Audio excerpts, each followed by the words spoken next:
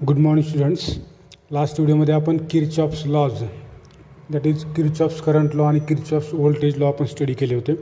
आज तसाच एक basic theorem which is use to find potential difference in the complicated electrical network और electric current through particular branch find out करण्यासाठी एक theorem use केलं होतं. त्याचं नाव आहे सुपरपोजिशन थेरम.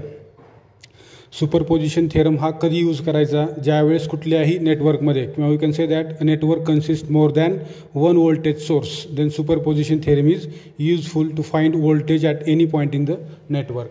ज्यावेळेस कुठल्याही एका इलेक्ट्रिकल नेटवर्कमध्ये एकापेक्षा जास्त सोर्सेस ऑफ EMF यूज केलेले असतात, त्यावेळेस कुठल्याही ब्रांचमधून किंवा कुठल्याही इलेक्ट्रिकल कंपोनंटमधून फ्लो होणारा जो इलेक्ट्रिक करंट आहे किंवा जे पोटेन्शियल डिफरन्स आहे तो, किंवा कुठल्याही बॅटरीनं त्या पर्टिक्युलर सर्किटमध्ये त्याचं इंडिव्हिज्युअल किती व्होल्टेज सप्लाय केले किंवा त्या सर्किटमध्ये फ्लो होणारं नेट व्होल्टेज किती आहे हे फाइंड आउट करण्यासाठी सुपरपोजिशन थेरम यूज केला जातो. आता याचं स्टेटमेंट काय आहे पहा. It states that in linear network having 2 or more sources, the voltage or current for any component is the algebraic sum of the effects produced by each source acting individually. त्यांनी काय सांगितलं, हा theorem काय सांगतो, ज्यावेळेस कुठल्याही electrical नेटवर्कमध्ये दोन किंवा दोनपेक्षा जास्त सोर्सेस यूज केलेले आहेत, त्यावेळेस कुठलाही electrical component, for example register असेल किंवा आणखी कुठलाही कंपोनंट असेल, त्या कंपोनंटच्या अक्रॉस पोटेन्शियल डिफरन्स किती आहे किंवा त्याच्यामधून फ्लो होणारा जो इलेक्ट्रिक करंट आहे, हा इलेक्ट्रिक करंट म्हणजे काय आहे, algebraic sum of effects produced by each source acting individually. म्हणजे प्रत्येक इंडिव्हिज्युअल सोर्सनं सप्लाय केलेला जो इलेक्ट्रिक करंट किंवा पोटेन्शियल डिफरन्स आहे त्याचा अल्जेब्रिक सम म्हणजे त्या ठिकाणाहून फ्लो होणारा इलेक्ट्रिक करंट असतो त्या इलेक्ट्रिकल कंपोनंटमधून. आता ते कसं ते आपण एक एक्झाम्पल थ्रू पाहणार आहोत. एक आपण सर्किट कन्सिडर करणार आहोत आणि त्याच्यामध्ये आपल्याला काय करायचं आहे तर व्होल्टेज फाइंड आउट करायचं आहे across terminals A and B. मग या ठिकाणी एक सर्किट ड्रॉ करतो मी. पहा, या सर्किटमध्ये 2 रेजिस्टन्सेस आहेत. हा R1 रेजिस्टन्स आहे आणि दुसरा आहे R2. बरोबर आहे. या ठिकाणी हा A पॉईंट आहे. इथं एक सोर्स ऑफ EMF कनेक्ट केलेला आहे. त्याचा हा पॉझिटिव्ह टर्मिनल, हा निगेटिव्ह टर्मिनल.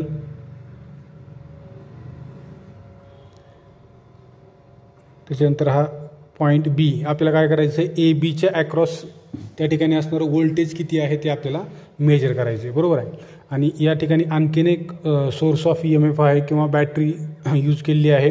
हा त्याचा निगेटिव्ह आणि हा पॉझिटिव्ह टर्मिनल. याला V1 असं नाव दिलं या सोर्सला, याला V2 असं नाव दिलं.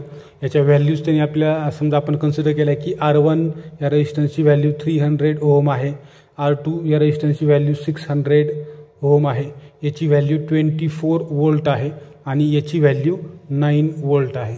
आता ॲक्च्युअल जर पाहिलं आपण तर या ठिकाणी काय होईल, AB हे जे 2 टर्मिनल्स आहेत, या 2 टर्मिनलच्या अक्रॉस आपल्याला याचं रिझल्टंट व्होल्टेज मिळणार आहे या 2 बॅटरीजनं सप्लाय केलं. बरोबर आहे. ज्यावेळेस आपण या ठिकाणी तुमचा मल्टीमीटर किंवा व्होल्टमीटर कनेक्ट करणार आहोत त्यावेळेस मग या ठिकाणी मल्टीमीटरची किंवा व्होल्टमीटरची जी काही रिडिंग आहे ती काय येईल, समजा आता या बॅटरीने इकडून जे काय व्होल्टेज सप्लाय केलं ते किती आहे, 24 वोल्ट आहे आणि या बॅटरीने सप्लाय केलं व्होल्टेज किती आहे.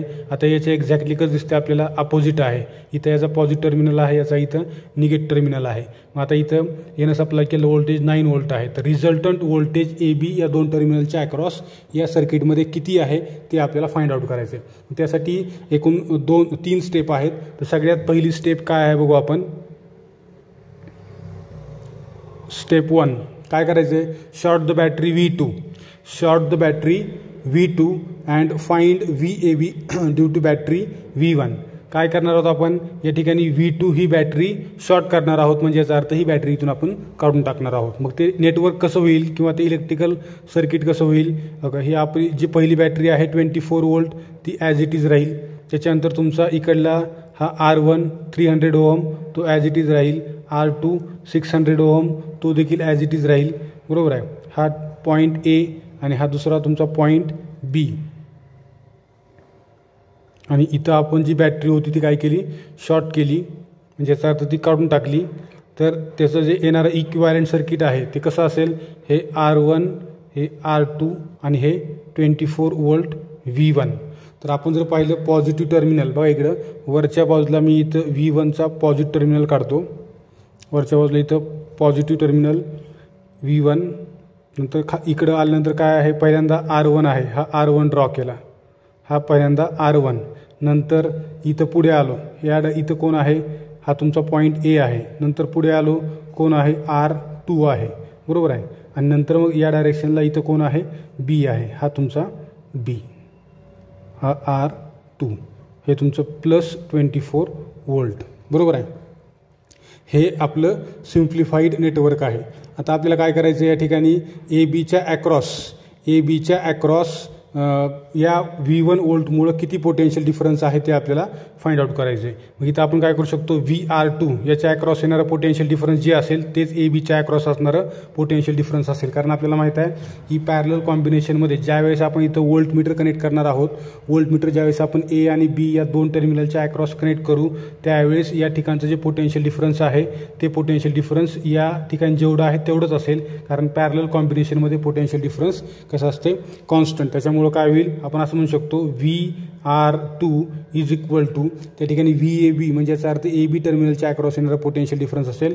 VR2 म्हणजे काय, त्याच्यामधून फ्लो होणारा करंट आणि त्याचा रेजिस्टन्स R2. आता त्याच्यामधून करंट किती फ्लो होतोय तर या बॅटरीने सप्लाय केलेलं व्होल्टेज V1 आणि त्या ठिकाणचा रेजिस्टन्स किती आहे ते नेट रेजिस्टन्स इथून सप्लाय केल्यानंतर एक R1 आहे आणि दुसरा R2 आहे जे दोन्ही एकमेकाला सिरीजमध्ये आहेत. त्यामुळं R1 + R2 इंटू हे VR2 म्हणजे तुमचं काय आलं या ठिकाणी VR2 हे R2 ॲज इट इज, बरोबर आहे. मग आता काय होईल आपल्याला माहिती आहे V1 किती आहे 24 वोल्ट इंटू R2 किती आहे 600 डिवायडेड बाय 300 + 600 900 म्हणजे काय या ठिकाणी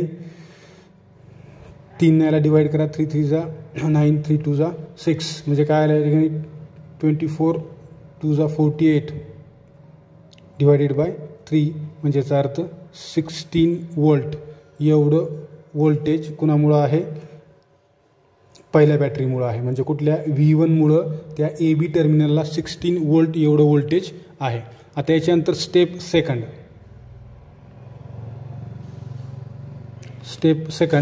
याच्यामध्ये आपल्याला काय करायचं होतं नाऊ शॉर्ट V1. इथं आपण काय केलं होतं शॉर्ट V2 म्हणलं होतं. आता इथं काय होईल शॉर्ट V1ला शॉर्ट केलं त्याच्यानंतर येणारं जे नेटवर्क आहे ते कसं असेल बघा इथे ड्रॉ करून दाखवतो. हा वरच्या बाजूला ही बॅटरी आपण काढून टाकली आता, बरोबर आहे. त्याच्यामुळं आता इथं काय होईल इथून सप्लाय केलेलं व्होल्टेज कुठलं आहे हे निगेटिव्ह 9 वोल्ट. त्याच्यानंतर पहिल्यांदा कोणता येतो या ठिकाणी R2 येतो, हा R2 आला. त्याच्यानंतर इथं तुमचा टर्मिनल A आहे आणि खालच्या बाजूला कोण आहे R1 आहे आणि नंतर कोण आहे इथं B आहे कारण हे शॉर्ट केलेलं आहे, बरोबर आहे.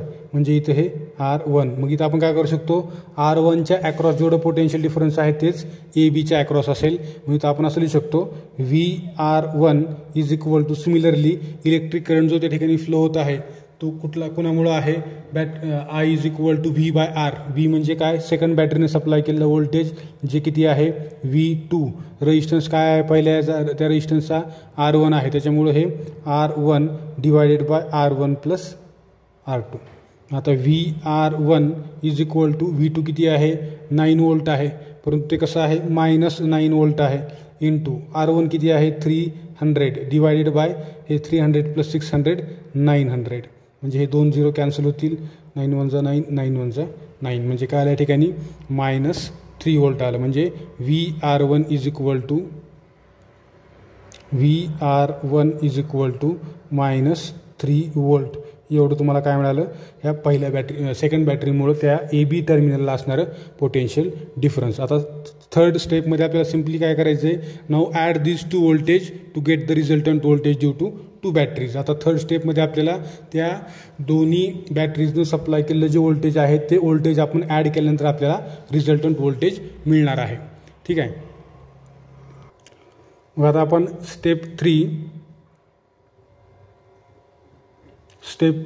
याच्यामध्ये आपण काय करू तर VAB is equal to VR1 + VR2. पहिल्या बॅटरीमुळं सप्लाय किती झालं होतं -3 वोल्ट आणि दुसऱ्या बॅटरीमुळं 16 वोल्ट, रिझल्टंट काय आलं प्लस 13 वोल्ट. म्हणजे याचा अर्थ ए आणि बी जे दोन टर्मिनल्स होते त्या दोन टर्मिनलच्या अक्रॉस त्या दोन बॅटरीमुळं येणारं रिझल्टंट व्होल्टेज किती होतं, 13 वोल्ट होतं. बऱ्याच वेळा समजा तिथं बॅटरी जर आपण ती 9 वोल्टची जी वरच्या बाजूला मायनस आणि खालच्या बाजूला पॉझिटिव्ह टर्मिनल होता तो जर समजा आपण रिव्हर्स केला असता, वर पॉझिटिव्ह आणि खाली निगेटिव्ह घेतला असतं तर व्होल्टेज ॲड झालं असतं, बरोबर आहे. म्हणजे ए बी टर्मिनलला जे व्होल्टेज किंवा पोटेन्शियल डिफरन्स आला त्या इलेक्ट्रिकल नेटवर्कमध्ये त्या ठिकाणी 2 किंवा 2 पेक्षा जास्त सोर्सेस होते. त्याच्यामुळे 2 सोर्सेसनं जो काही इंडिव्हिज्युअल इफेक्ट प्रोड्यूस केला, पहिल्या सोर्सनं प्रोड्यूस केला होता 16 वोल्ट आणि सेकंड वोल्टनं प्रोड्यूस केला होता -3 वोल्ट. या दोघांच्या इंडिव्हिज्युअल इफेक्टचा सम, अल्जेब्रिक सम, म्हणजे त्या ठिकाणचं रिझल्टंट व्होल्टेज आहे आणि ते व्होल्टेज किती आलं या ठिकाणी +13 वोल्ट एवढं आलं. ठीक आहे. हा झाला तुमचा सुपरपोजिशन थेरम. याच्यानंतरचा पार्ट आपण नेक्स्ट व्हिडिओमध्ये पाहणार आहोत. या ठिकाणी थांबू आपण. थँक्यू.